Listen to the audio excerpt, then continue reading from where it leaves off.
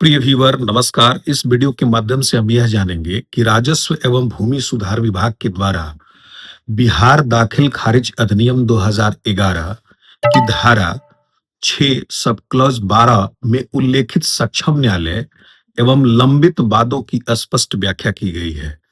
सक्षम न्यायालय और लंबित वादों के बारे में आइए हम समझते हैं। जो दाखिल खारिज में अनावश्यक विवाद उत्पन्न करता है और दाखिल खारिज होने में देरी होती है। तो अब क्रेता और विक्रेता के बीच में जो दाखिल खारिज को लेकर के एक लंबित वाद एवं सक्षम न्यायालय को लेकर के जो गतिरोध है, वह इस परिभाषा के माध्यम से दूर होगा और जल्द से जल्द दाखिल खारिज होगी। तो दोस्तों आइए हम समझते हैं कि यह जो स्पष्ट दिशा निर्देश लंबित वाद और सक्षम न्यायालय को लेकर के दिए गए हैं, यह क्या है। सदन में एक प्रश्न के उत्तर देने के समय में माननीय मंत्री जी के द्वारा यह स्पष्ट किया गया कि सक्षम न्यायालय का तात्पर्य है दीवानी या व्यवहार न्यायालय, उच्च न्यायालय, सर्वोच्च न्यायालय या फिर राजस्व न्यायालय से संबंधित जैसे DCLR court, DM court, ADM court, commissioner court या विधि विभाग के द्वारा स्थापित कोई अन्य न्यायाधिकरण या कोई ट्रिब्यूनल।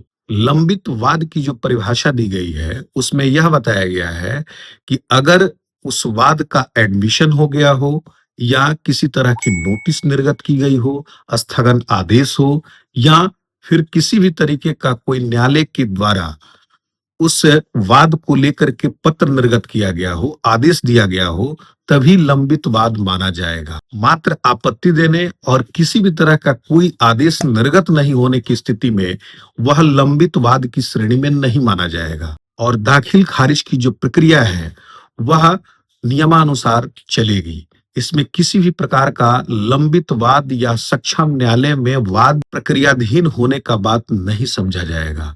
यानी जो मैंने ऊपर के न्यायालय की बात मैंने कही, जिसमें दीवानी, उच्च न्यायालय, सर्वोच्च न्यायालय एवं राजस्व न्यायालय जैसे DCLR court, ADM court, DM court, commissioner court या किसी अन्य विधि विभाग के द्वारा न्यायाधिकरण की जो स्थापना की गई है उसके द्वारा किसी तरह का अगर एडमिशन, स्थगन, नोटिस किसी भी तरह का अभी जारी नहीं किया गया है तो उसे लंबित वाद की श्रेणी में नहीं माना जाएगा और दाखिल खारिज की जो प्रक्रिया है वह नियमानुसार चलेगी।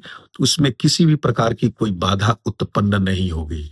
यह बिहार दाखिल खारिज अधिनियम 2011 की धारा 6 सब क्लॉज 12 में स्पष्ट व्याख्या नहीं होने के कारण विभिन्न अंचलों में लंबित वाद और सक्षम न्यायालय के अलग अलग परिभाषाएं बनाई जा रही थी।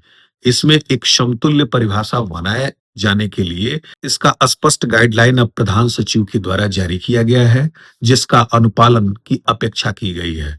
तो दोस्तों कोई अगर दाखिल खारिज है तो सक्षम न्यायालय और लंबित वाद जो उपरोक्त तरीके से मैंने बताया है उसी तरीके से वह माना जाएगा।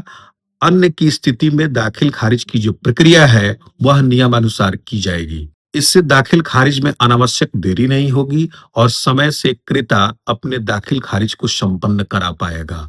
तो दोस्तों यह वीडियो कैसी लगी? अगर अच्छी लगी हो तो इसे लाइक शेयर कीजिए। किसी भी प्रकार की कोई दुविधा हो तो कमेंट में निश्चित पूछिए, मैं उसका उत्तर त्वरित देता हूं। मेरे चैनल को सब्सक्राइब करना बिल्कुल मत भूलिए। आपने अपना कीमती समय मेरे चैनल पर अभी तक दिया, इसके लिए बहुत बहुत धन्यवाद।